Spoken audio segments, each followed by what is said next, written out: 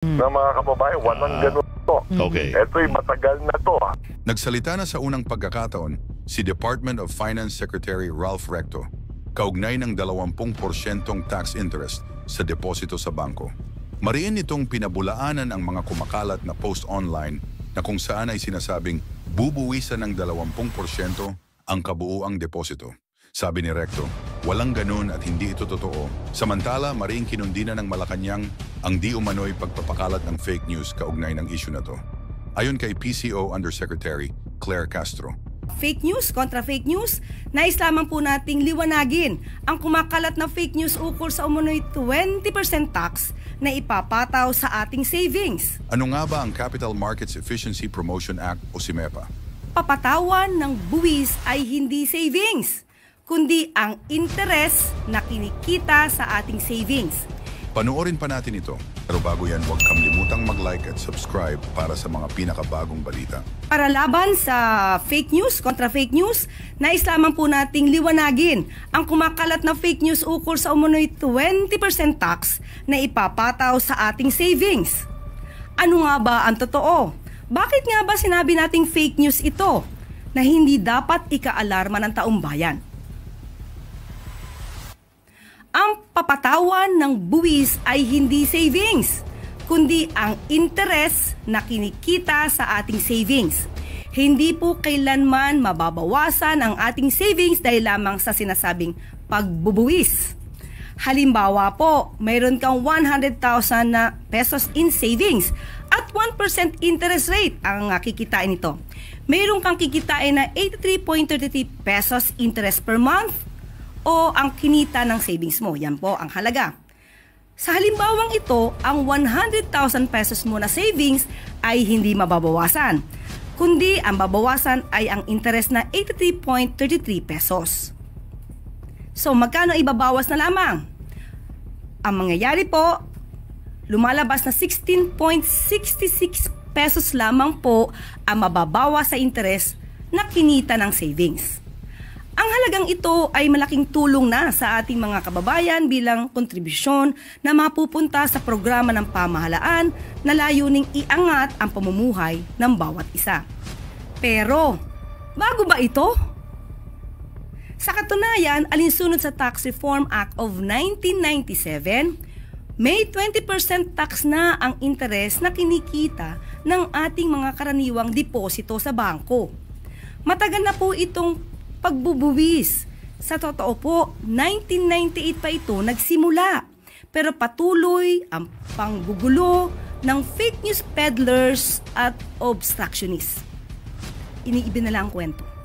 Alam naman natin at alam nila ito, pero pilit nilang binabaluktot ang katotohanan para sirain ang tiwala ng taong bayan sa administrasyon. Tulad na sinabi natin, 1998 pa po ito at makikita po ito sa inyong passbook o bank statement. Ang kaibahan lamang ngayon ay ang pagtanggal ng preferential rates sa mga deposito na lock-in sa mas matagal na maturity. Sila po yung nag-avail ng long-term investment o sa madaling sabi ay hindi nila i-withdraw ang pera nila sa loob ng 5 taon kaya mas malaki ang interest na kikitain dito. Dahil investment nga ito at hindi ordinaryong savings. Halimbawa po ulit, sa 100,000 pesos na 5 years ang maturity at 4% interest rate, meron kang kikitain na 333.33 pesos kada buwan. Ang tax nito ay aabot lamang ng 66.66 pesos. Maliit, di po ba? Pero malaking tulong po yan sa gobyerno. Prospective po ang batas. Ibig sabihin, lahat ng nakikinabang na sa preferential rates bago pa maipasa ang batas na ito ay nananatiling exempt o hindi papatawan ng mataas na buwis. Kaya huwag magtiwala sa fake news peddlers. Uulitin natin, huwag po kayo maalarma dahil hindi po bubuwisan ang kabuuan ng inyong savings. Si DFA Assistant Secretary Raquel Solano upang bigyan tayo ng detalye sa nalalapit na pagbisita ng Pangulo sa Estados Unidos. Magandang araw po, Asikla. Magandang hapon, Undersecretary Castro. Maraming salamat din po sa inyo. And good afternoon to our friends from the Malacanang Press Corps. We wish to thank the Office of the Press Secretary for inviting us to this briefing. As previously announced, President Ferdinand R. Marcos will embark on an official visit to Washington, D.C. from July 20 to July 22, 2025, upon the invitation of U.S. President Donald Trump. President Marcos is the first ASEAN head of state to be invited to visit the United States and to hold a meeting with President Trump since the latter took office earlier this year. The purpose of this visit is to further strengthen the Philippines-United States alliance, to proactively engage the U.S. in all aspects of the relations and seize opportunities for greater security and economic cooperation. We will continue to underscore that for the Philippines to be a truly strong partner for the United States, we need to be stronger economically as well. Highlights of the President's visit include his bilateral meeting with President Trump, as well as separately with State Secretary Marco Rubio and Defense Secretary Pete Hegseth. Despite the short visit, several U.S. businesses have requested to meet with him, and he agreed to accommodate them, since these businesses are already in the process of investing in the Philippines. During the visit, the two leaders will discuss closer cooperation in economic, defense, and security matters of common interest. As you are all aware, the President's official visit also aims to address the U.S. tariff proposed to be levied on Philippine exports. The two presidents are also expected to discuss regional and international issues of common concern and how to further strengthen people-to-people ties.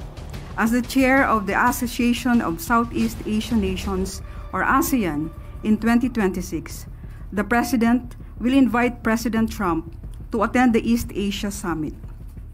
Coincidentally, our two countries will mark 80 years of our diplomatic relations and 75 years of the alliance next year, and it will be an auspicious time for President Trump to come to Manila. The President's visit will be a brief one, with a very tight schedule. Following is a rundown of his meetings and engagements. The President will arrive in Washington, D.C. in the afternoon of the 20th, and immediately will be briefed by his Cabinet Secretaries on the agenda for the meetings.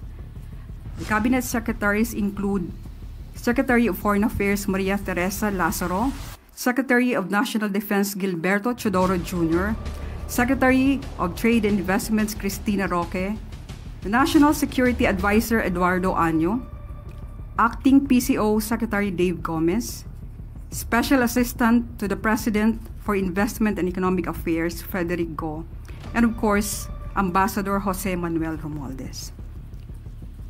On the 21st, the President will meet with State Secretary Rubio and Defense Secretary Pete Hegseth.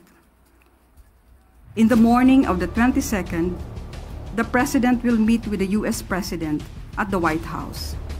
The President's visit will wrap up his U.S. trip with a kapihan with the media in the afternoon before he leaves for Manila.